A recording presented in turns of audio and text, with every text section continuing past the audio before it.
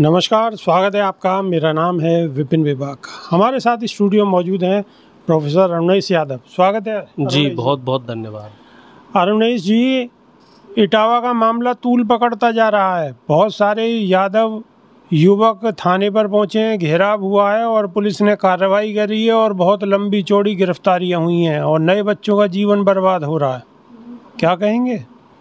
देखो साहब, अब मुझे लग रहा है कि जो ये मामला है, कल जो घटना घटी है वहाँ पे मुद्दे से भटक गए हैं। हमें वो संविधान वाली लाइन पकड़ के रखनी है, जो कानून के दायरे में रह के जो आंदोलन हो सकते हैं। तमाम तरह के आंदोलन शांतिपूर्ण तरीके से होते हैं, तो आंदोलन उसी तरीके से होना चाहिए था। लेकिन कुछ अति उत्साही जो युवक हैं, जो जल्दबाजी में शॉर्टकट तरीके से नेता बनना चाहते हैं, उन लोगों ने इस बेहद संजीदा मुद्दे का राजनीतिक लाभ उठाकर इस बड़ी जो मुहिम थी, जो बहुजनों के खिलाफ ये मनवादी विचारधारा के लोगों ने जो ये षड्यंत्र रचा था, उसकी दिशा को मोड़ दिया है। मामला सीधा सीधा सा था कि इटावा के छोटे गांव में, और ये दिन आप भी जानते, आप भी ग्रामीण पृष्ठभूमि से फसल वसल कट जाती हैं, लोग थोड़ा अपना धर्म कर्म और टाइम पास के लिए कथा भागवत वगैरह करते हैं। और अब थोड़ा सा समय बदल गया है, तो हर जाति हर धर्म के लोग कथावाचक हो रहे हैं, शास्त्री हो रहे हैं, तो इसमें ऐसी कोई बड़ा विषय नहीं था।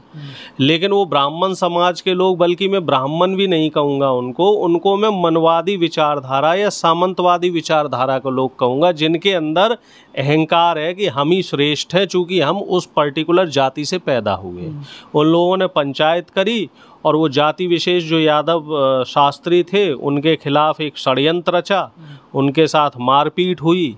बड़ी शर्मनाक घटना। बता तो ये भी रहे हैं कि उन्हें निर्वस्त्र किया, फिर नाक भी रगड़वाई, फिर बाद में जो ब्राह्मण समाज के वो जो लोग थे, उन लोगों ने अपनी परिवार की किसी महिला से वो मूत्र का वो क्या कहते हैं कि छिड़काव भी करवाया, जो कि बड़ा ही शर्मनाक है।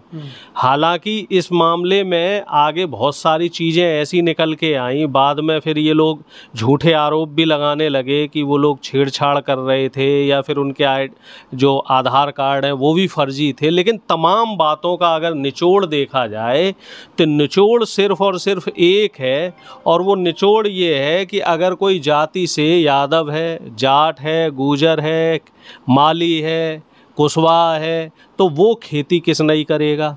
ठीक है, गाय भैंस पालेगा, ये उसका बिजनेस माना जाता है। कोई मोची है तो वो चमड़े का काम करेगा, कोई धोबी है तो वो कपड़े धोने का काम करेगा।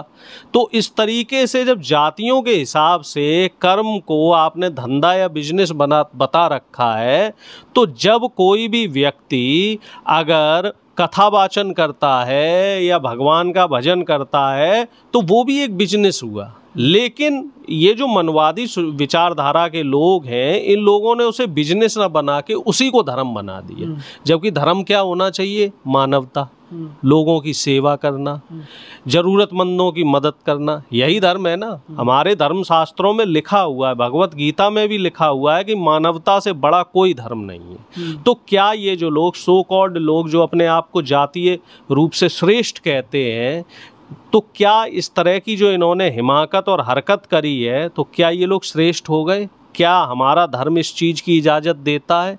और इससे भी ज़्यादा शर्म की और दुर्भाग्यजनक बात ये है कि तमाम शंकराचार्य लोग ये कह रहे हैं कि उस गद्दी पे सिर्फ जाति विशेष के लोग ही बैठ सकते हैं। भैया ऐसा क्यों?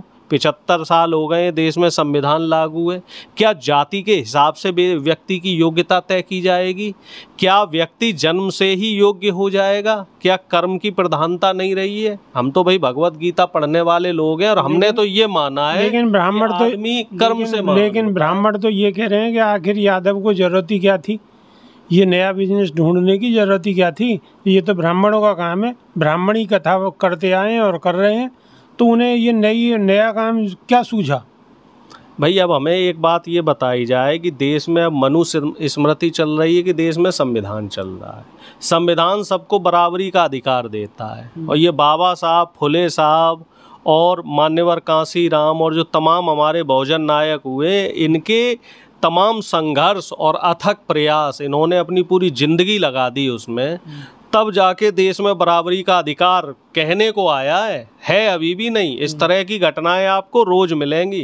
कहीं किसी दलित की पिटाई सिर्फ इसलिए होगी कि वो कुर्सी पे बैठ गया, कहीं किसी दलित की पिटाई सिर्फ इसलिए होगी क्योंकि उसने किसी सवर्ण सो कॉल्ड सवर्ण क्लास के मटके से पानी पी लिया, कहीं किसी आदिवासी के ऊपर इसलिए मूत्र विसर्जन या पेशाब कर दिया जाएगा कि वो नीच जात का है, कहीं खेत में मजदूरी नहीं कर रहे हैं तो उनकी पिटाई कर दी जाएगी। तो इस तरह के जातीय दंभ को देखते हुए बहुत सारी घटनाएं हो रही हैं, और वो तब हो रही हैं जब देश में एक सशक्त सरकार है, सो कॉल्ड सशक्त सरकार है। प्रधानमंत्री कह रहे हैं हमने देश को जो है वो बना दिया है, क्या बोलते हैं, विश्वगुरु बना दिया है साहब।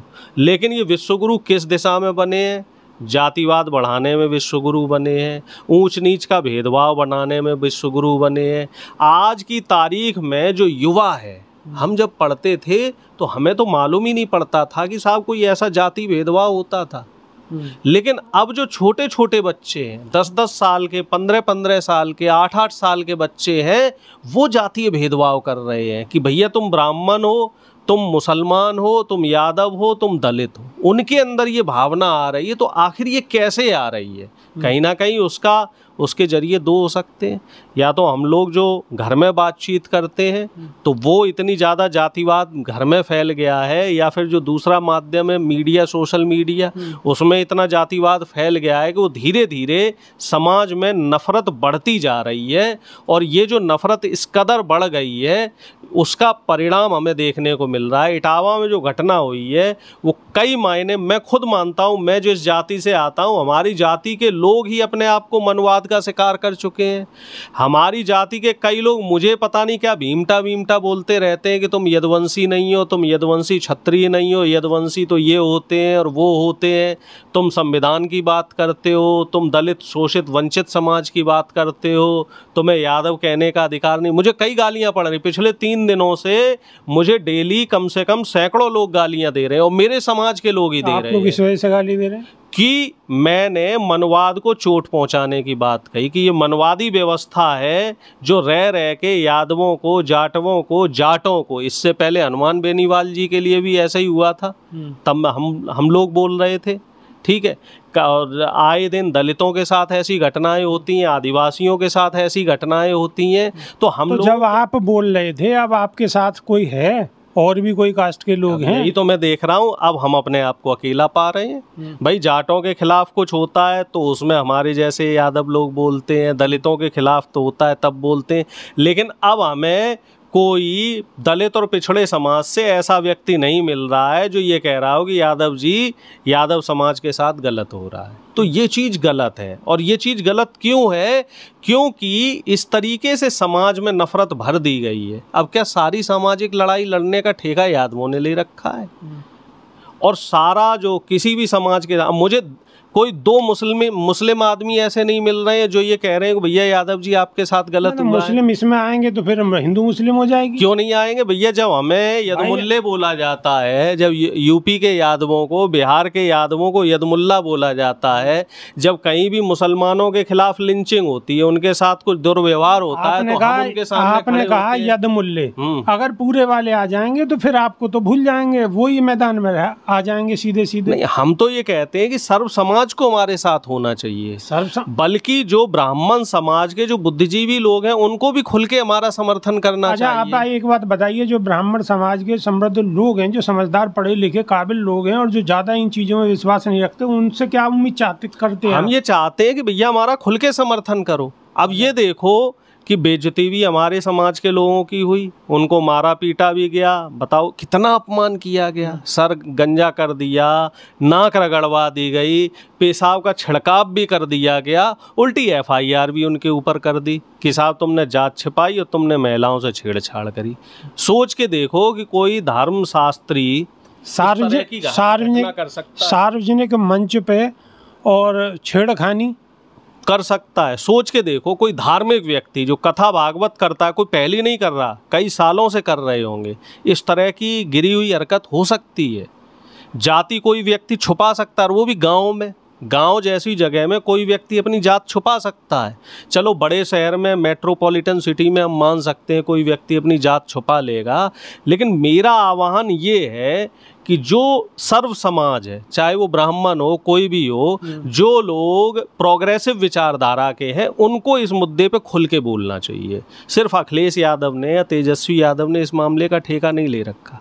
मैं तो अपने नेताओं से भी कहता हूं कि हमारे जो पार्टी के नेता हैं उनको भी खुल के बोलना चाहिए। आखिर डर किस बात का है?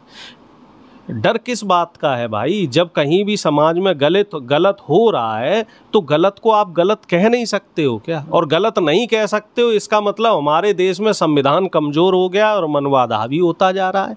ये इसका तो साफ संदेश यही है कि अब देश में संविधान सिर्फ दिखाने भर को है।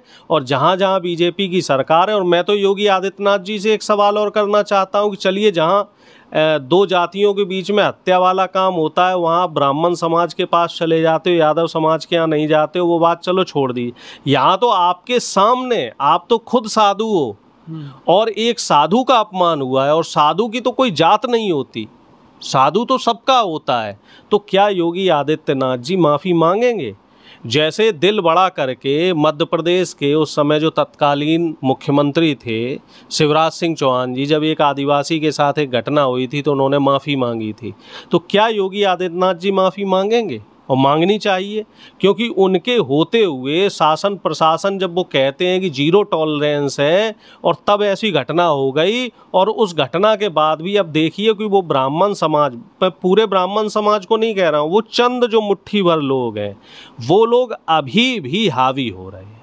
तो ये बड़ी शर्मनाक बात है और कहीं ना कहीं सोचने वाली बात है कि आखिर हम समाज को क्या दे रहे हैं। बिल्कुल शर्मनाक बात है और सोचने समझने की ज़रूरत है।